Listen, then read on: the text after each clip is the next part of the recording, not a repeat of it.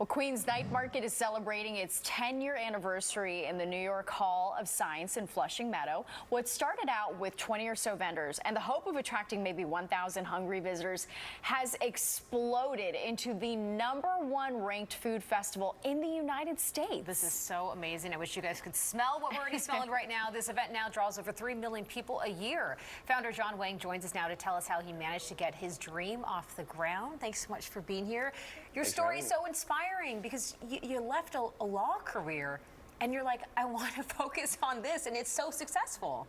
Yeah, I didn't start out successful, and sometimes I missed the paycheck from being a lawyer. But you know, where we are 11 years later is, you know, far beyond my wildest dreams. What do you think about being ranked the #1 food festival in the U.S.? You think of all the cities, the food festivals in New York alone being #1. How does that make you feel? I think it's honestly a testament to the vendors and everything they bring, and the affordability, sort of accessibility, the focus on that, I think is probably the reason. I'm just guessing that we're ranked #1, but you know, we've never veered far from our principles to make it the most affordable and accessible place in New York City. I love that. I love that, because sometimes you can go to some of these here happening in Manhattan and you'll spend like $90 for like two pieces of food. But what you guys are doing, tell us the process of it, because you have so many different types of food. How do you pick these vendors? Do they come to you? Do you reach out to them? How does that work? Yeah, so the very first one in 2015 was a struggle to get those 20 vendors that you mentioned. But since then, they've basically come to us. That's awesome. We've represented about 95 countries through our vendors and their food. Get about 1,200 applications a year. But our criteria hasn't really changed since we started. And it's really proposed to sell something that you grew up eating and that you care about deeply. Oh, I love that. And you know, from there, like sort of the diversity and the representation flows from there. Okay, I love eating in Queens. You see the Unisphere, and that just tells you there's so many different countries represented in Queens. What's the best food to get at the market? Oh my gosh. Can you even pick? I know, I would say, I always tell people. Kids. He's got to love them all equally. No, I do, but I always tell people my favorite one, if I were going as a visitor, is to go to the shortest line. The shortest line. Okay, then you can you're sure maximize your productivity there. We got no line here. You brought us some food to try. So what are we starting off with right now? So I'm going to give you a cassava cake from our vendor Moon Man, which are Indonesian cassava cakes. This one has pandan on top. Oh, I'll give you that. Thank you. It's a little bit sticky, so I'm going to use the fork. And I'll give you the ube one. Ube. Okay, explain what ube is, because it's like a vegetable, right? I'm not an expert, but it is like a purple potato that they use a lot in sort of Southeast Asia. That's so good. Yeah, it's a little bit sticky. Hold on, I got to get the ube one because I'm a big fan of ube. I should have. Let me just go ahead and dive in there.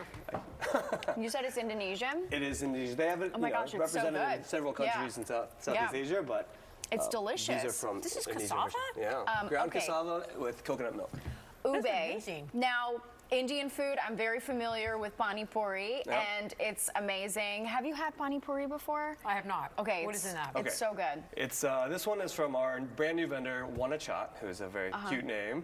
Her version has pureed potatoes and a tamarind chutney and a bright mint water. Thank you. That should make it tangy and zesty, and you should eat it all in one bite. What are the sauces? Do we put that in there? I already put them in there, so we didn't have to take up airtime. Okay, ready? Oh, I love that. This is my favorite. Like, street food to grab. It's so easy to eat. And you're saying each of this, if you want to go to the vendors, is like $5 or $6? Nothing at the night market. No food can cost more than $6. Okay, but you're not getting like one of these for $5. No, you're getting a whole platter of them. Oh, okay, gotcha. I was going to say, all right, just making sure. I can clear like 20 of those in one sitting. Okay, let's talk about, is that Portugal? That is Portuguese. They're pastéis de nata from Joey Bat's Cafe, who is so good. I'm a big fan of these. Yeah, you want to try one? I'm dying to try. There's a place that I get them from the street, so up the street out there. So, yum. Thank you. Okay, delicious. Just to join you. So Send good. me home. I'm done. So I'll take that. And imagine them warm with a little bit of powdered sugar on top. Oh my gosh. Oh my gosh. Okay, you can eat around the world. You guys coming, showing up. I'm going to come get these and everything else I just tried again. Where can people find out more information, buy tickets, and come experience this? Sure. Everything goes through our website, queensnightmarket.com. We have Instagram account.